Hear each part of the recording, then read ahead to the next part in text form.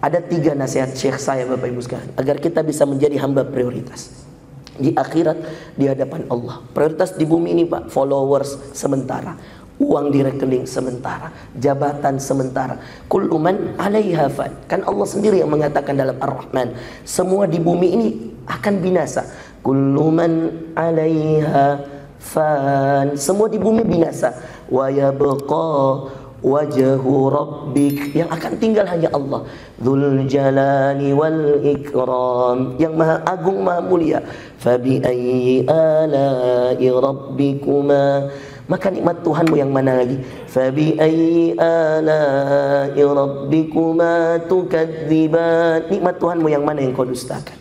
Bapak Ibu yang dimuliakan Allah, ada 3 amalan yang membuat kita prioritas. Percaya sama saya, ini subhanallah amalan yang tidak sederhana, berat, tapi semua bisa Bapak Ibu sekalian.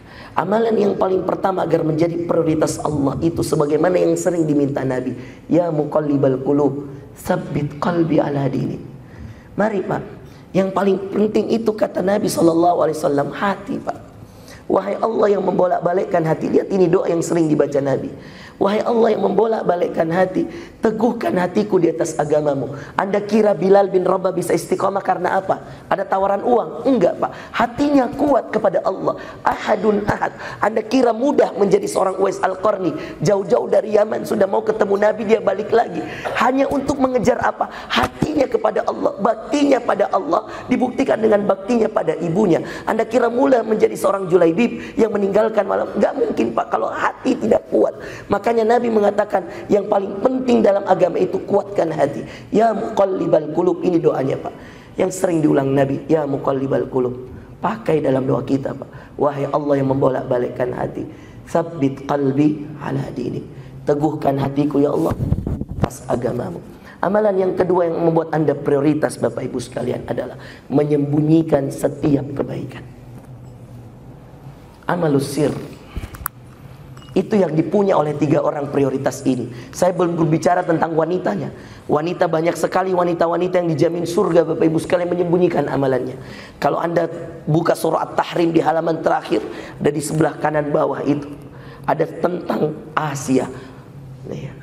Wa imra'ata Fir'aun idh qalat, istri Fir'aun yang selalu bersabar, selalu berdoa, Rabbi bnili indaka baitan fil jannah. Ya Allah, berikan aku, bangunkan aku rumah di surga. Subhanallah, amalan yang tersembunyi, membersamai orang sejahat Fir'aun, dia sabar. Tapi selalu dalam hatinya dia berdoa, ya Allah, bangunkan bagiku rumah di surga ya Allah. Penting menyembunyikan amalan Bapak Ibu sekalian. Kadang-kadang kita perlu menampilkan amalan untuk mengajak orang lain sebanyak-banyaknya. Tapi penting juga kita memiliki amalan-amalan Pak, biar Allah dengan kita yang tahu. Bahkan Umar tidak tahu apa amalannya Uwais. Nanti belakangan baru dia tahu, ternyata Uwais adalah hamba yang sangat berbakti pada orang tuanya, anak yang sangat berbakti pada orang tuanya. Penting kita menyembunyikan amalan. Tahajud kita, sedekah kita, mungkin ada yang kita libatkan di sini, mungkin ada di tempat lain, mungkin ada di tempat lain. Subhanallah, banyak tempat Bapak Ibu sekalian. Tapi berusahalah menjadi orang-orang yang dikenal di langit, yang ketika Allah mengenal kita, maka selesailah semua hajat-hajat kita. Amalan yang terakhir Bapak Ibu sekalian, ini yang juga luar biasa, menjadikan kita hamba prioritas Allah. Kata Utsman bin Affan, kata Nabi, khairukum man ta'allama al-Qur'ana wa 'allamah. Sebaik-baik kalian yang mempelajari Al-Qur'an dan mengajarkannya. Entah kita dokter, entah kita pengusaha, entah kita ustadz, entah kita, prioritas kita siapa yang paling banyak ngajinya, siapa yang paling banyak hafal Qur'annya, siapa yang paling banyak mengulang ayat-ayatnya. Maka itulah yang akan menjadi hamba prioritas Allah. Tidak salah ketika Nabi mengatakan yang paling mulia di antara umatku yang paling banyak hafalan Qur'annya. Tidak salah dalam hadis lain mengatakan sebaik-baik kalian yang paling baik yang belajar Qur'an dan mengajarkannya. Tidak salah Nabi mengatakan penghafal Al-Qur'an dari anak-anaknya, orang tuanya kami berikan mahkota. Yang hafal anaknya, yang hafal cucunya, Masya Allah, orang tuanya diberikan mahkota karena kemuliaan Quran. Makanya Bapak Ibu sekalian, ketika kita bertanya kenapa Quran tidak diwajibkan saja Ustaz, sebagaimana Allah mewajibkan sholat 5 waktu, supaya kita wajibkan diri kita semua untuk mengaji tiap hari tiap malam. Kenapa kalau kita tidak mengaji tidak berdosa, kalau kita tidak sholat 5 waktu kita berdosa? Subhanallah, saya pernah dengar pertanyaan ini dari seorang sahabat kita dari Kenya. di Sudan. Dia pernah bertanya ini, kenapa nggak diwajibkan saja? Kalau memang Quran itu petunjuk, kenapa kita tidak diwajibkan baca Quran?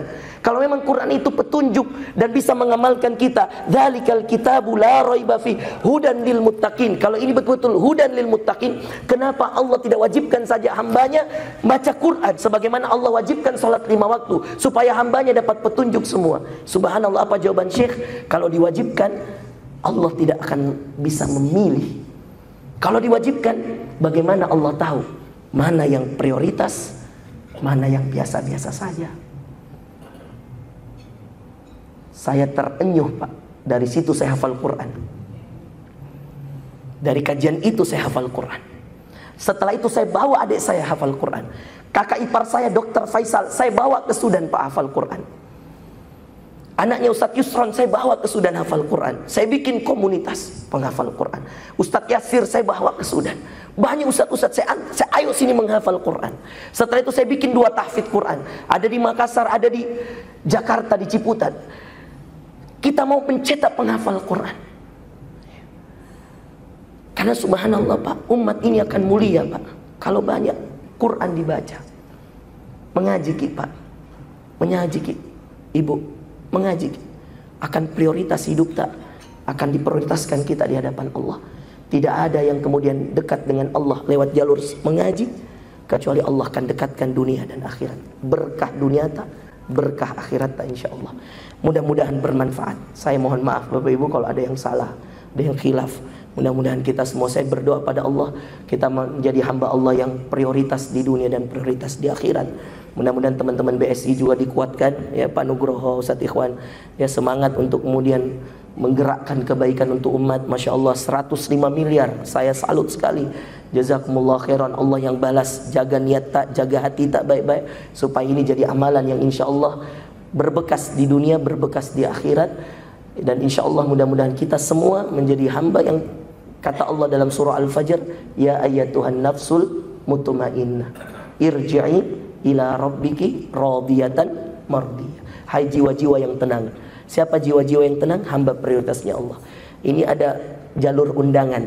Kalau di dunia kampus kan ada jalur undangan. Ini Al-Fajr, Bapak Ibu sekalian, penutup surah Al-Fajr. Hai jiwa-jiwa yang tenang. Kata para ahli tafsir, Ibnu Katsir, At-Tabari, Al-Qurtubi, para ahli tafsir sepakat, jiwa-jiwa yang tenang adalah hamba-hamba Allah di akhirat yang dia langsung melewati sirat dengan secepat kilat. Dia melewati timbangan hisab dengan secepat kilat. Seketika itu dia dilewatkan pada sirat, seketika itu dilewatkan pada semua hitungan, maka dia kemudian dijalurkan lewat jalur undangan oleh Allah, dilewatkan lewat jalur undangan, ya ayyatuhan nafsul mutmainnah. Hai jiwa-jiwa yang tenang, irji'i, kembalilah pada Allah, radiyatan, engkau ridha, mardiyah, Allah sudah ridha. Fadkhuli fi ibadi, masuklah ke dalam hambaku yang saleh, wadkhuli jannati, dan masuklah ke dalam surgaku. Semoga bermanfaat. Barakallahu fikum, jazakumullah khairan. Assalamualaikum warahmatullahi wabarakatuh.